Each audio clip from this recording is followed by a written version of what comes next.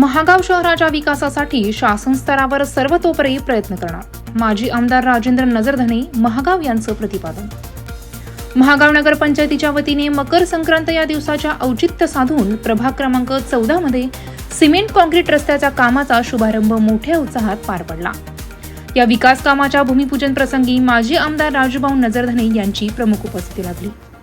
यावेळी बोलताना त्यांनी अत्यंत स्पष्ट व ठाम शब्दात सांगितले की मी कोणत्याही पक्षात असो वा नसो, माजी आमदार या नात्याने माझा प्रशासकीय अनुभव वापरून महागाव शहराच्या विकासासाठी निधी कमी पडू देणार नाही व सर्वतोपरी शासन स्तरावर प्रत्येक विकास कामासाठी प्रयत्न करणार असल्याचे मत त्यांनी यावेळी व्यक्त केले.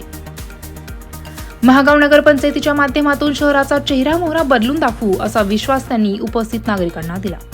त्यांच्या या वक्तव्यामुळे महागावच्या विकासाबाबत नव्या आशा निर्माण झाल्या आहेत.